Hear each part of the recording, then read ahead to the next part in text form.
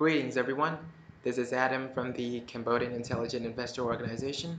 I am a programmer and the manager of the company, and today I would like to share 6 psychological marketing tricks that will help you boost your sales. So, before we get into the video, I would like everyone to smash that subscribe button, give us a like, and let us know what you think about the video in the comment. So, let's start. One of the I'm sorry. One of the hardest parts of being a marketer is guessing how people will behave. How are you supposed to accurately predict the behaviors of two completely different people? One popular technique is to categorize people into bias personas, but even then, this involves categorizing people into groups based on various assumptions and generalization. For obvious reasons, this method isn't always 100% reliable. But luckily for us marketers, human brains all work the same in a similar way. While it's unlikely to find two people that will be identical in terms of interest and behaviors, the vast majority of people will succumb to the influence of basic psychological tips and tricks. Marketers that take notes of this and incorporate psychology into their strategy will be sure to get better results. Ever told yourself that you're not going to buy something but ended up buying anyway? Yeah, that's because it's one of these psychological marketing tricks. So let's start, shall we? So the first thing we have here is the decoy effect. Most people see this psychological trick in action on a daily basis, from McDonald's to your local supermarket, pretty much all brands that use this pricing strategy, even if they don't realize they're using it. By definition, the decoy effect is the practice whereby a brand presents consumer with a less a third desirable option. The decoy to make them believe that they're getting more value for their money. A real life example of this could be when you visit the cinema. You say you want to buy a popcorn that is small and that will cost $3. For the standard, it will cost 4.5. The large will cost $5. And the majority of people will go for the large. I mean, why would you go for the less one? You could just add 50 cents more and you go for the large one.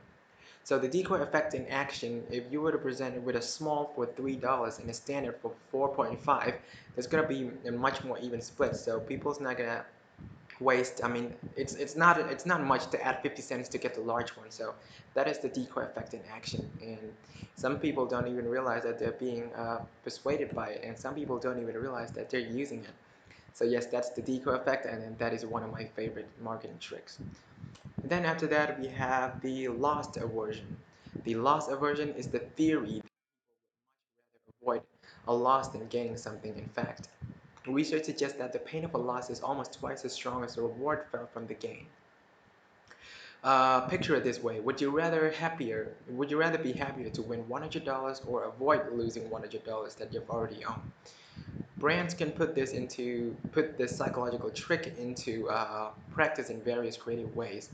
One of the most straightforward ways to use the loss aversion is the way that you frame your offers and promotion rather than giving your customers a gift voucher that is worth $20. You can give your customer a gift voucher that allows them to save $20 on their next purchase. And then after that, we have the illusion of scarcity. So for some reasons, us humans find something far more desirable if it's only available in limited quantities. Ever wondered why e-commerce sites often put something like a incentivized calls to action on their website, such as only two left in stock, or but something like two left in stock, one left in stock. Buy now to avoid missing out, because they know how much people hate missing out on something that could have been theirs. So that is it. And then after that, we have the framing effect. So the framing effect is the theory that the word you use and the way you frame something that has a direct impact on a consumer's purchasing decision. Framing your content in a way that makes it seem more positive is sure to influence your customers in a way that benefits your brand. Ever started off the day with a negative event and then continued to have an equally dreadful day? That is because you were seeing things through a more negative frame. In the business sense, you can use the framing effect to make your products or service seem more desirable. For example, imagine you launch a new product that has been through several stages of testing and customers' reviews. Framing it as 7 in 10 people say they love that product rather than 3 in 10 people said they wouldn't use that product again is to guarantee to have more positive impact on sales. So that is it. And then after that, we have the mere exposure theory. The mere exposure theory is a psychological occurrence whereby people develop a preference for something simply because they're familiar with it in a marketing sense. People often refer to this as marketing to the subconscious mind.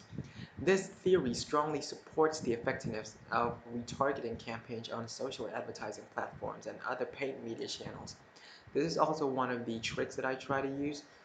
Sometimes it's successful, sometimes it isn't, but if you use it correctly, it will guarantee you some of your old customers back because some of the customers actually, some like they're more familiar with the things they've already bought, they're more familiar with, so you're more likely to get sales back from the old customers. Paid advertising, whether online or offline, is actually one of the best examples of the mere exposure theory in action. Brands advertising an advertising campaign across a wide variety of different marketing channels are more likely to see success than brands using single channel. Advertising campaign, this is simply because if they push out relevant advertising campaigns across radio, TV, direct mail, social mail, billboards, and so on, rather than solely on TV, their audience is going to be exposed to their brand for far more frequently, therefore developing a subconscious preference with them. Let's just say these psychological experiments demonstrate just how effective the mere exposure theory can be. And then we have tugging at emotions. Last but not least, one of the most effective psychological and marketing tricks is to tug your audience emotion. The power of storytelling can play a huge role in this. Having some sort of story helps your audience to develop an emotional attachment to your brand. Even if the story doesn't directly relate it to your brand, this advertisement from the real brand is like, I saw this advertisement. This advertisement from Volvo is a perfect example of how great storytelling is. I'm gonna link the description about the ads, but for now, we're just gonna leave it here.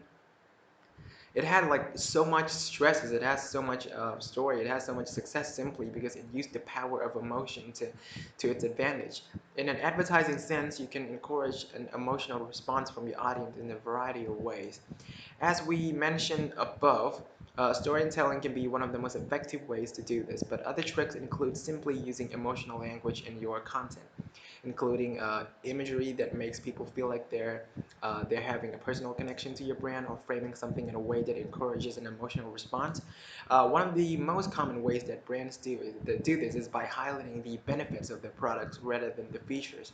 For example, uh, in instead of saying uh, instead of saying this food contains vitamin C and low sugar, you could say this food will help you transform your life forever, encouraging a healthy lifestyle and giving your body the fuel it needs for a positive day at work.